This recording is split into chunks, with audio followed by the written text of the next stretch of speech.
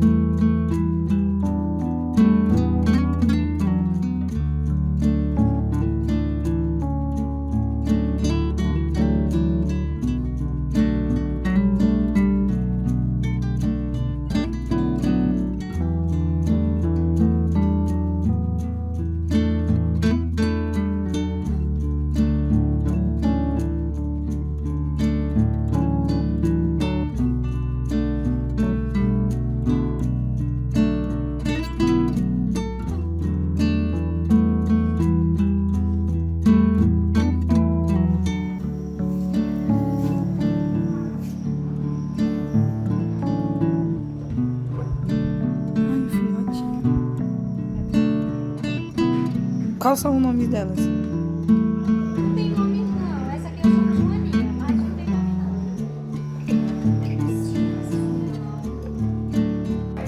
não. Só falta ela. É, ela é mãe. Eu não consegui visualizar os filhotes. Não é que eu mexi. No caso, falta só a gata e o resto, as cadelas já estão todas castradas. Tem uma que falta também. Falta uma. Que é a irmã dela. A irmã da Mel. É. Pronto, já. Vamos lá.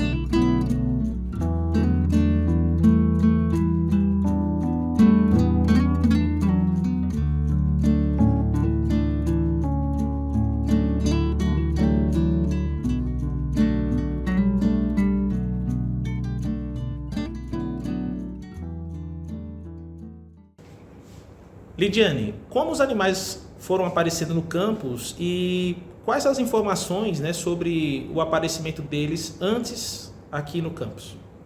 Então, o primeiro animal que a gente conheceu aqui no campus, quando nós chegamos aqui, ela já estava. Nós acreditamos que ela tenha vindo, que era uma cadela, foi batizada como Xuxa, né?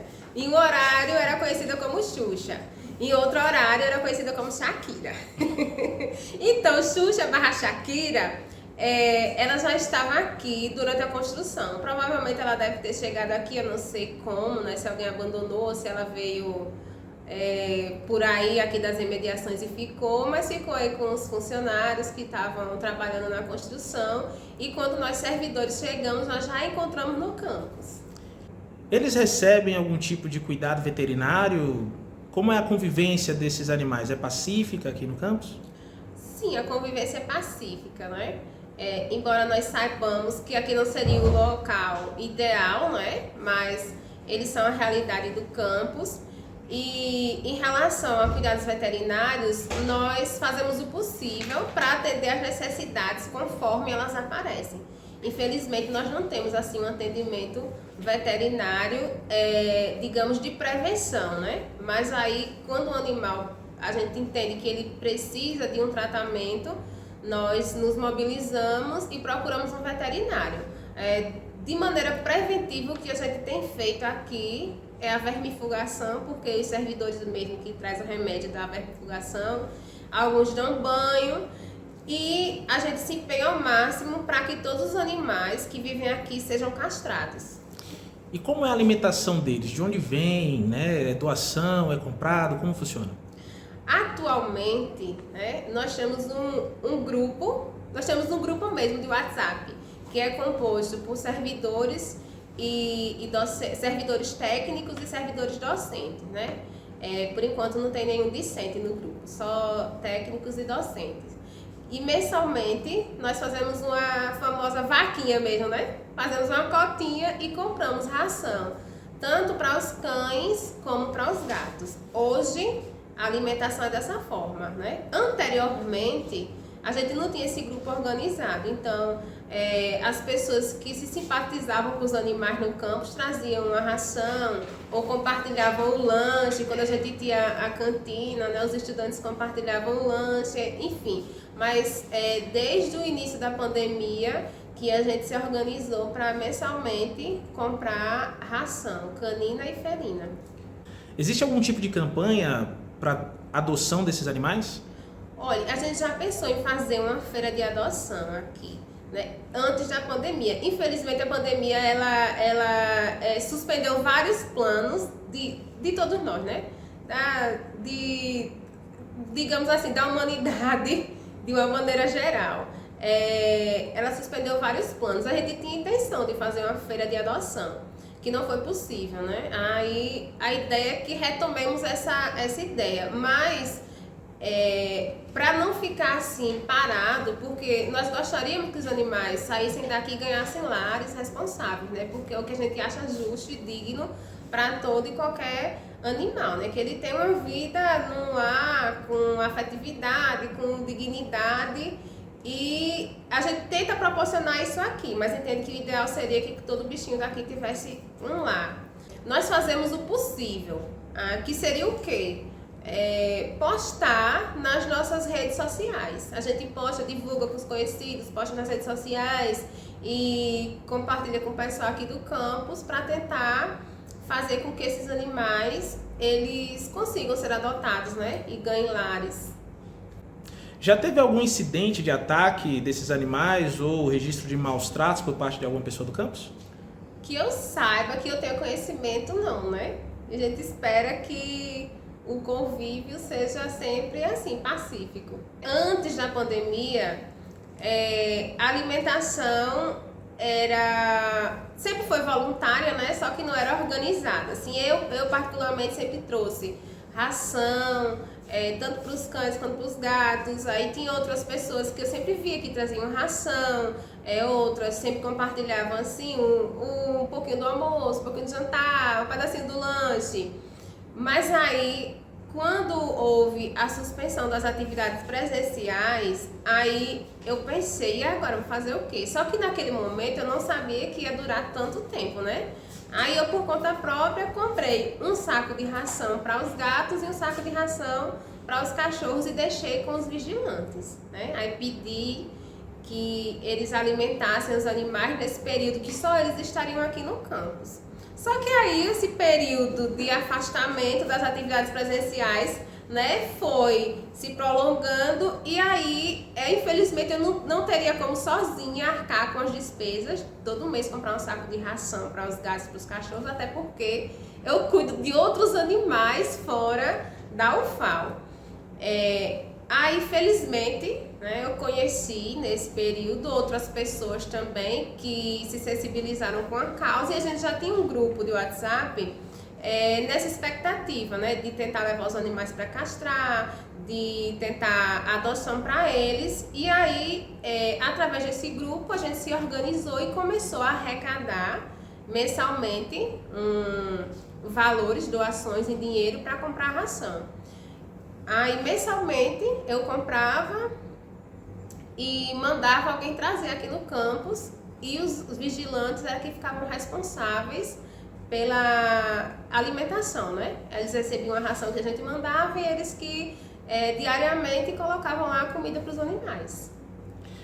Lidiane, com o retorno das aulas após a pandemia, né, vocês sentiram alguma diferença do comportamento dos animais? Olha, os animais que já existiam aqui no campus, em relação a eles, eu não vi nenhuma diferença, né? Só que aí, como a gente não conseguiu castrar todos os animais, até o momento que se deu essa suspensão das atividades presenciais, ficou uma gatinha que ficou sem castrar e ela pariu aqui no campus durante esse período de pandemia. Quanto aos outros animais, quando eu cheguei, eles nos receberam da mesma forma, só que os filhotes que nasceram durante a pandemia não tinham contato com as pessoas, então eles eram muito ariscos, ninguém conseguia pegar. É tanto que a gente tentou pegar uma das que nasceram durante a pandemia e não conseguimos de forma alguma, porque ela não chegava perto da gente. Aí, resultado, ela também prenhou e pariu. Tá aí com os gatinhos para adoção. Agora, já depois de um período de convivência, né, com as pessoas transitando aqui no campus, ela ficou mais sociável, né? Mas quando a gente chegou de volta aqui mesmo, realmente ela não queria conversar com ninguém. Essa foi a diferença que eu percebi, né, nesse período de pandemia. E Lidiane, no campus, existe algum programa institucional que visa o cuidado com esses animais? Olha, nós não temos assim um programa institucional, mas nós temos a intenção de institucionalizar essa questão. Inclusive, durante a campanha para a eleição de diretores, né, o professor Tiago, que atualmente é diretor, ele colocou isso como um dos pontos de pauta na campanha dele, né? Alguma ação em relação a esses animais aqui no campus. Porque, como eu falei no início, de fato não é o ideal, mas é a realidade e a gente tem que tratar a realidade porque ela está aqui, está posta, existe, eles fazem parte do campus, então eles são problema nosso. Então, eles fazem parte do campus. A gente tem que pensar alguma coisa que seja voltada para essa realidade que existe.